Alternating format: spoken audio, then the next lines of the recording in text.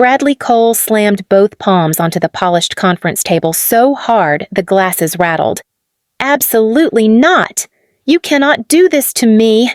His voice cracked as he lurched to his feet, red creeping up his neck like a warning flare. Across from him, the company attorney clicked to the next slide. On the projector, frozen in stark black text, was the line that started everything. "Legs like that deserve a promotion." Bradley jabbed a finger toward the screen. That email was a joke. A private joke. "You people are blowing this out of proportion." I stood in the doorway, unnoticed at first. My name is Ellie Marston, and 15 years ago I thought this company would be my forever. Now I watched the man who once controlled every promotion and every raise unravel in front of the board he used to terrify. One of the directors spoke calmly. "Bradley, we have reviewed the messages, the interviews, and the testimonies. This was not a joke." Bradley whirled, finally seeing me. His eyes narrowed. You did this." For a moment, the room went silent.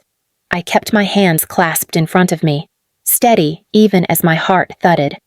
"When you said that about her legs," I said quietly, "I thought it was just another humiliating day at work." My voice shook only once. "I did not know those words would bring you here." He opened his mouth again, but the attorney interrupted. "We are not finished." The board members turned back to the screen. Bradley sagged into his chair like a man staring at a future he never imagined. I stepped back from the doorway, the sounds of raised voices fading behind me. I had not expected to witness all of this so soon, but it did not begin here. It began on a gray Seattle morning, long before the board meeting, long before Bradley realized how much he depended on me. Rain slid down the office windows as I walked inside, still believing I had a place there. I was 23 when I arrived in Seattle with a finance degree, one suitcase, and an apartment in Fremont so cheap the heater rattled like it was protesting my presence. I told myself it was temporary, that once I proved myself, everything else would fall into place. Rainier Financial Group hired me 2 weeks later. The receptionist mispronounced my last name. The onboarding binder was outdated, and the office near Elliott Bay smelled faintly like wet paper. Still, when the department head shook my hand and said, "We could use someone hungry," I felt something bright open in my chest. By my second month, I was staying late to fix forecasting errors left behind by analysts who made twice my salary. "Ellie, can you take a look at this?" became a phrase I heard daily. I took pride in it.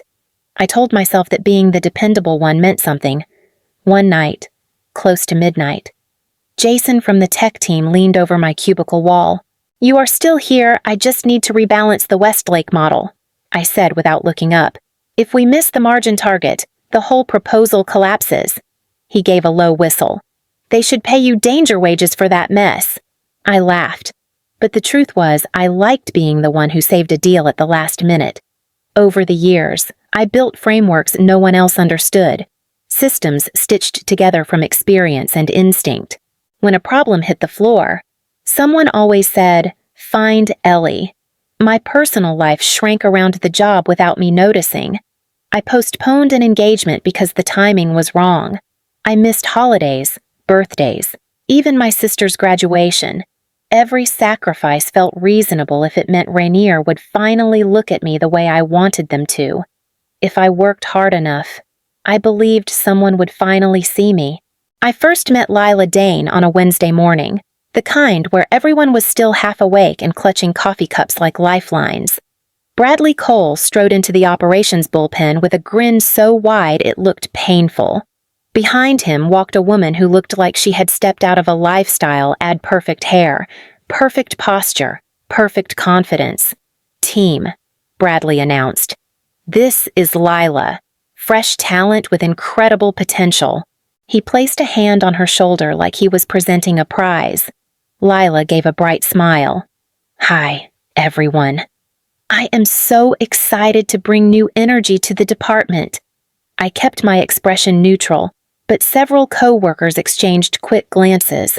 It was the kind of glance that said we all knew exactly why she was here, and it had nothing to do with talent. Bradley pointed at me. Ellie, you will guide her through our systems. She is eager to learn. Of course, I said, even though my stomach tightened.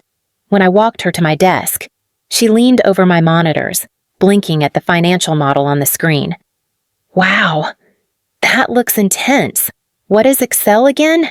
Is that the green one I turned slowly? Yes, the green one. She laughed, tossing her hair. Good thing you are here. Bradley said you have, like, institutional genius or something. I have experience, I said quietly. 10 minutes later, she was tapping through folders like she was afraid they would bite. Do I need to know formulas? Bradley said the senior role is more about vision. The senior role, I repeated, keeping my voice even, requires technical accuracy. She shrugged. Vision matters too. Throughout the day, she drifted in and out of Bradley's office, sometimes staying for long stretches. At one point, I heard laughter hers. Then his and the blinds on his door slid halfway shut. Rosa from accounting passed my desk and murmured, "So that is the new rising star." I did not respond, but something inside me shifted, small and sharp, like the first crack in a glass that had been under pressure for far too long. The town hall meeting was supposed to be routine.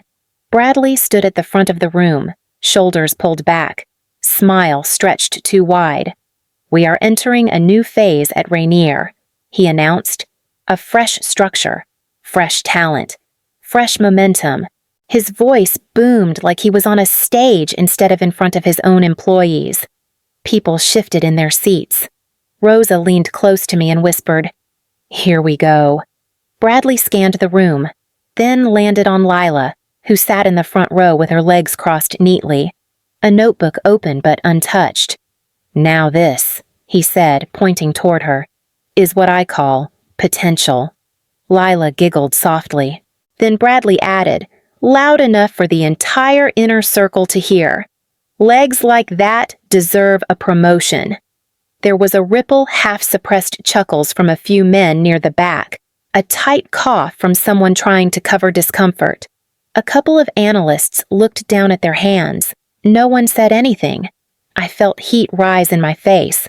It was not only humiliating, it was dismissive in a way that hit bone. 15 years of work, erased by a single crude sentence said in front of my colleagues.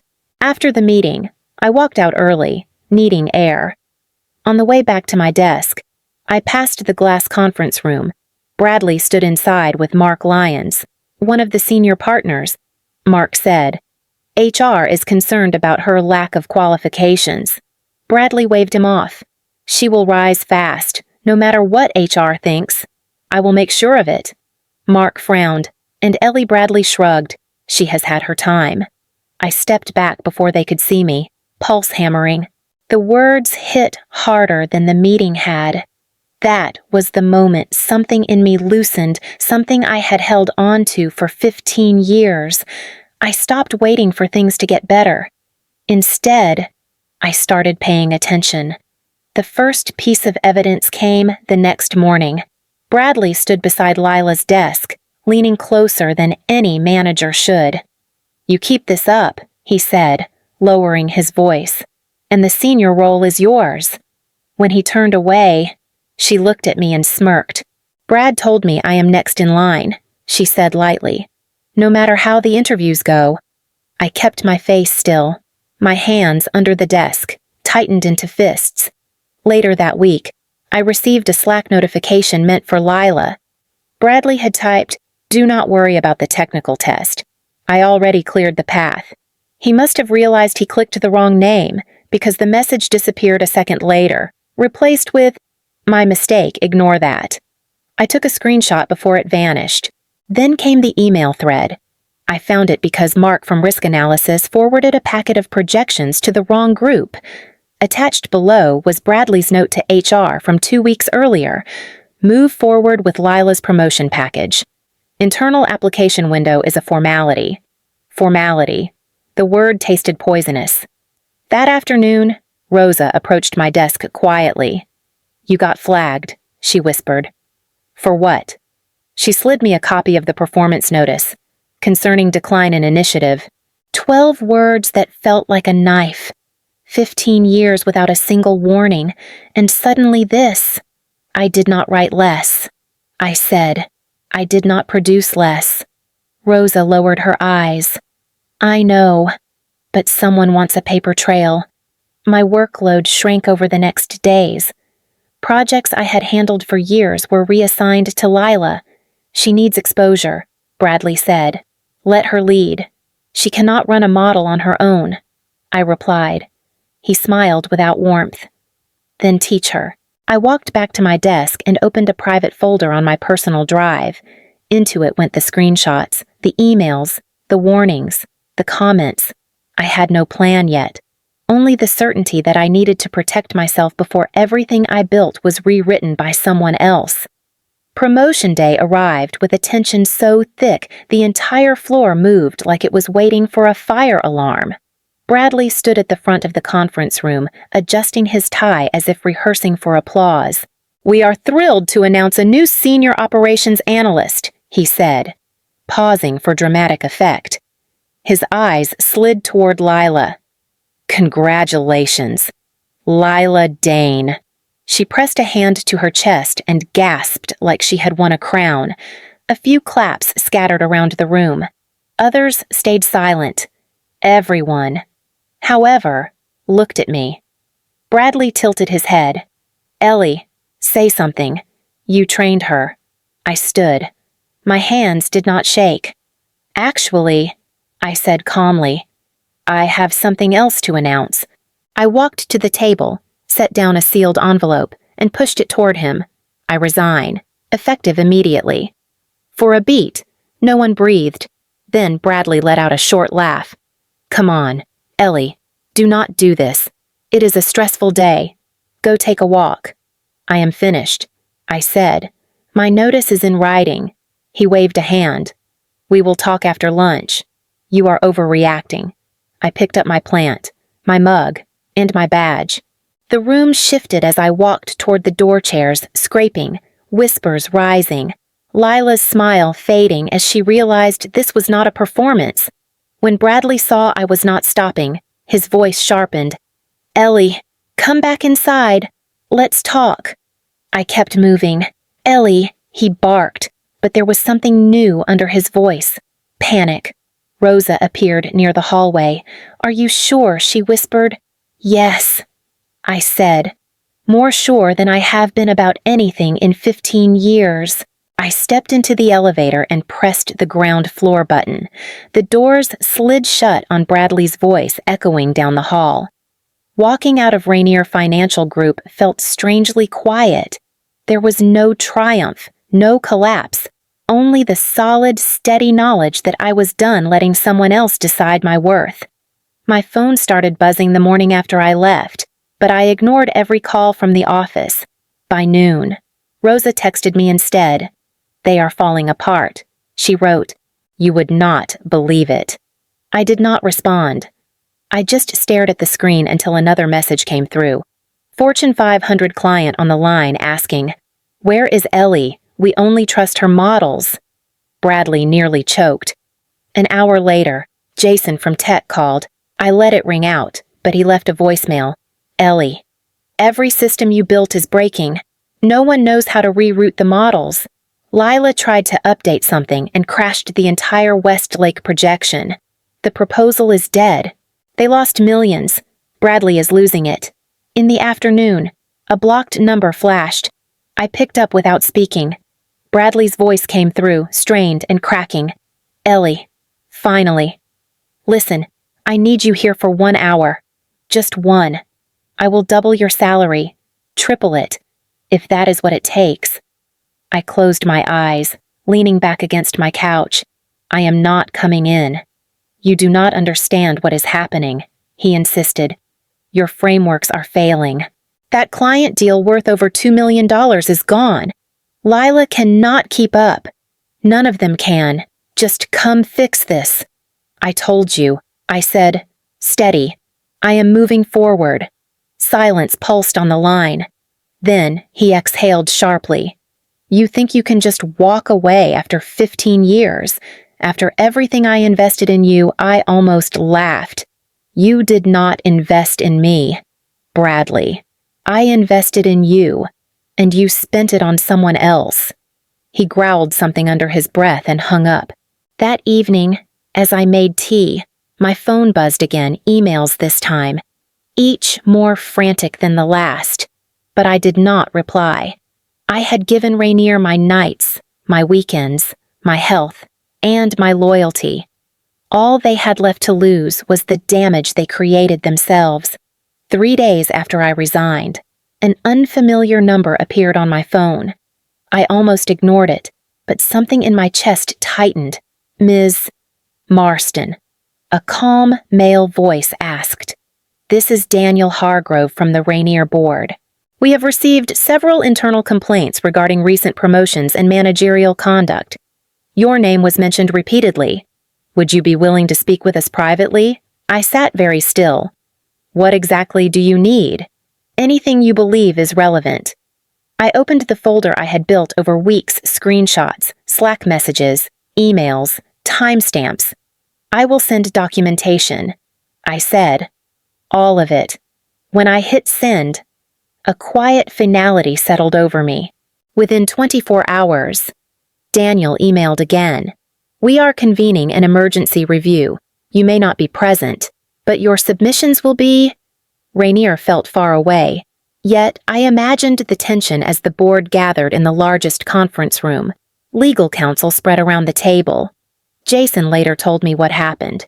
Bradley started the meeting with a strained smile. We are all under stress. These accusations are exaggerated. A few disgruntled employees. Daniel folded his hands.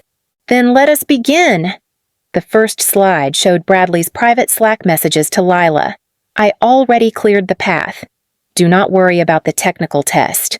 Bradley's jaw twitched. Those are out of context. The next slide displayed the email to HR move forward with Lila's promotion package. Internal applicant window is a formality. Then legal read the complaint's 8 employees describing similar behavior, prearranged roles, favoritism, comments made behind closed doors. Bradley slammed his fist on the table. Absolutely not. You cannot remove me. She is lying. Daniel didn't raise his voice. We have audio. He pressed play. Bradley's own voice filled the room. Legs like that deserve a promotion. No one spoke. Even Bradley went still, the color draining from his face. Jason told me the silence lasted nearly a full minute, long enough for everyone to understand there was nothing left for him to explain, deny, or rewrite. News traveled faster than I expected. Daniel called me the morning after the review meeting. Bradley has been suspended pending termination. He said, legal is moving quickly. I let out a slow breath. What about Lila? She resigned last night, he replied, before HR could interview her. A second later, Rosa texted me. She left her badge on her desk and vanished. No goodbye. By afternoon, clients were calling the board directly. One message circulated through half the company. We demand an explanation for the mishandled proposal and the loss of over $2 million. We trusted Ellie, not whoever replaced her. For the first time in years, Rainier employees walked through the halls without bracing their shoulders. Jason sent me a photo of the operations team gathered around the break room table, smiling, not forced, not anxious, just relieved. Feels like we got our oxygen back, he wrote, while Rainier unraveled. I sat in the lobby of my new company near South Lake Union, a place with glass walls, warm lights, and people who greeted me without scanning for hierarchy first. My new manager, a woman named Dana, shook my hand firmly. Ellie, we are excited you are here, she said. Your portfolio shows depth we do not see often. We want you to build freely, not patch disasters. Her words caught me off guard. I nodded, hoping she could not see how unused I was to genuine respect. During my first team meeting, People listened not politely, but attentively, asking questions because they valued the work, not because they were checking a box. When I finished presenting an early framework, Donna smiled. "This is strong. Do you need anything from us to move faster?" I felt something steady open inside me, quiet but certain. For the first time in 15 years, I could breathe without waiting for the floor to shift beneath me. 1 year later, I stepped off the shuttle bus and walked toward the glass lodge where the leadership retreat was being held. The air carried the quiet hum of Lake Union a few blocks away, and for the first time in a long time, I arrived somewhere feeling like I had earned my place without clawing for it. Inside, small groups gathered around tables, trading ideas instead of politicking. Dana waved me over. "Ellie, the mentoring session starts in 10 minutes. The new analysts are excited to hear from you." "I am ready," I said, and I meant it.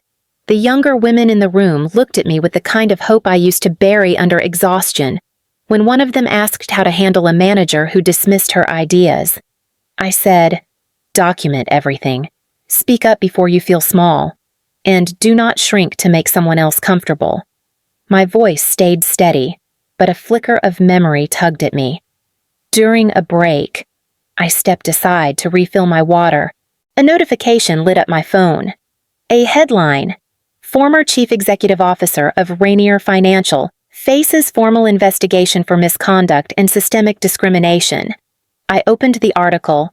Names I recognized, dates I lived through, findings that matched the evidence I had once carried in a folder on my kitchen table. Dana glanced over my shoulder. "You all right?" "Yes," I said, closing the article. "I am." There was no triumph in seeing Bradley fall, just a calm sense of distance, as if I were finally watching the ending of a story I had once been trapped inside. I walked toward the windows overlooking Lake Union. Sunlight broke through the classic Seattle clouds, sharp and clean, landing on my hands as if reminding me I was no longer in the dark. I stood there quietly, knowing I had become someone I could finally recognize.